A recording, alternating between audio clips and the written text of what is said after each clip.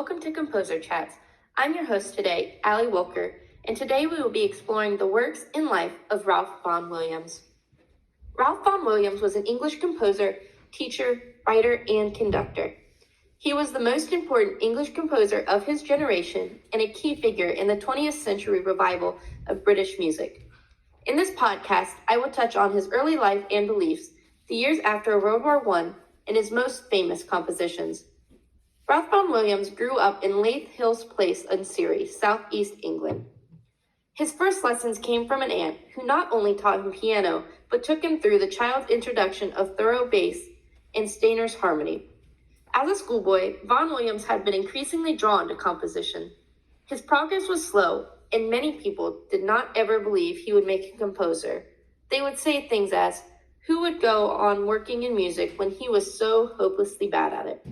However, this did not change his outlook. His outlook towards music was human and social. He was very interested in every situation of human life. This can be reflected and is seen in his compositions. Later in life, he studied at the Royal College of Music. He then studied at Trinity College in Cambridge for 3 years. During this time, his instructions were Parry, Charles Wood, and Stanford. By the year 1914, he had 2 symphonies and a growing reputation.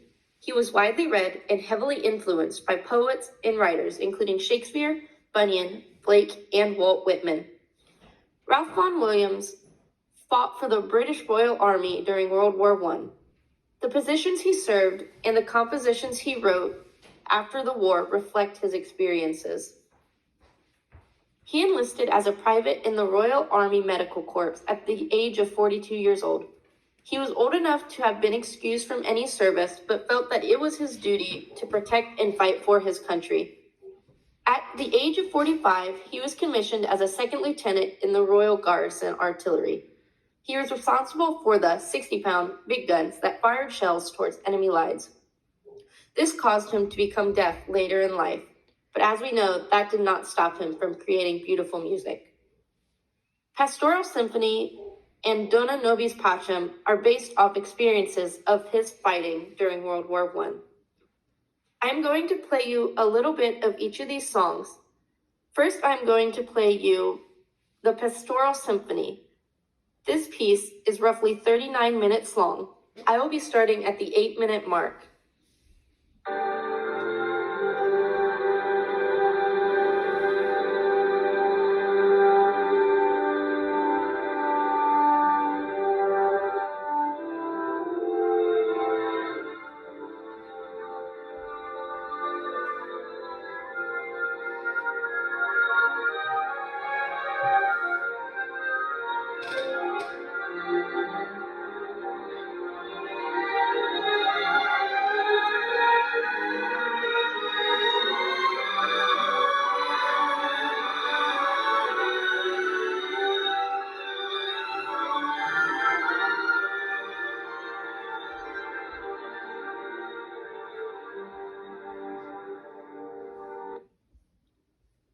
I will now be playing Dona Nobis Pacem.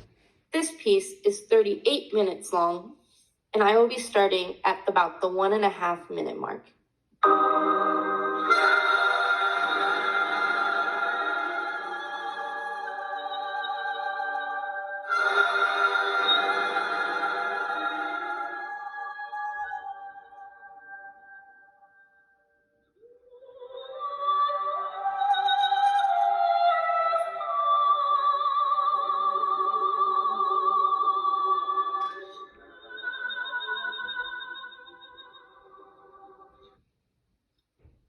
As you can tell, these songs clearly express the struggles and the hardships he faced while fighting during the war. After the war, Vaughan Williams joins the teaching staff of the RCM. He became a conductor of the Bach Choir, where he encouraged his students to be themselves, and he expected them to do as he did, seek the best advice and use their own judgment. Although I am not proud to report on this aspect of his life, I think it is important to touch on Ralph Vaughan Williams' affair. He had always been very flirtatious. One example, other than his affair, was when pianist Harriet Cohen asked him to write her a piano concert. He agreed and in return received 10,000 kisses as commission. She paid off her debt over a series of meetings. This shows how his flirtatious spirits got him in trouble. The story of his passionate love affair came into light 50 years after his death. His wife's name was Adeline Fisher. Their marriage was not passionate, and she refused to have his children. His mistress' name was Ursula Wood. He turned to her as he began to enter old age. He was 65, and she was 27 when their affair took place. Ursula was married to an officer in the army. However, he died in battle during the middle of their affair. After her husband died, he took Ursula home to Dorking, where he and Adeline decreed that they would look after the grieving widow.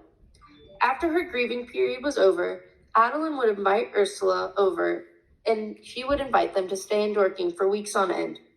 It had been talked about how Adeline knew of the affair, but did not try to stop it. With age, Adeline developed rheumatoid arthritis, which left her increasingly immobile. Staying loyal for her, he cared for her until her death. It was only after the death of Adeline that the two were married at the age of 80 and 41. This is important because it shows how some of his love songs were thought to be written about Adeline, but were really written about Ursula instead.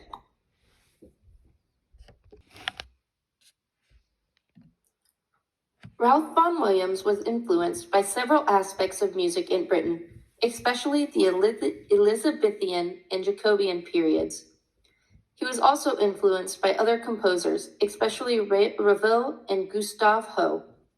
His music style influenced Herbert Howells and Gerald Fitzie. Both of these men were English composers. I am now going to talk about Ralph Vaughan Williams' most famous work, The Lark Ascending. It is based on an 1880s British poem describing an English skylark in flight. I will now be reading the poem for you. He rises and begins to round. He drops silver chains of sound, of many links without a break, in chirrup, whistle, slur, and shake. For singing till his heaven fills, 'tis love of earth that he instills, and ever winging up and up, our valley is his golden cup.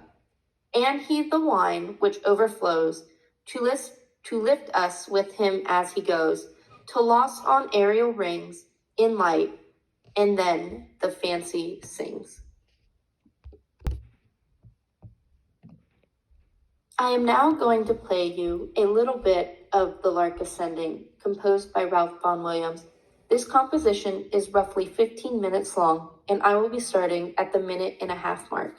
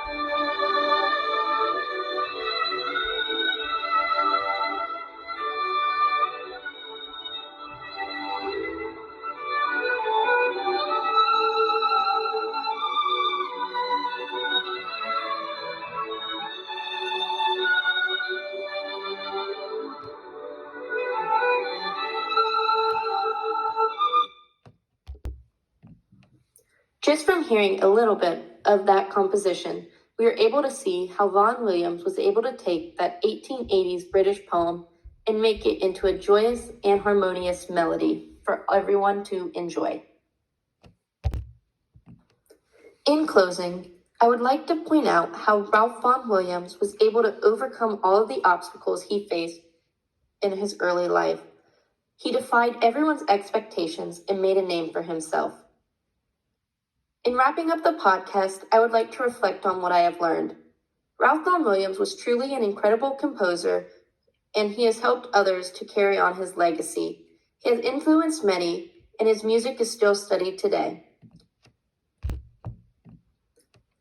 That is all I have to report on Ralph Vaughan Williams. I thank you for tuning in and listening, and I encourage you to listen to my peers' podcasts as well. Thank you.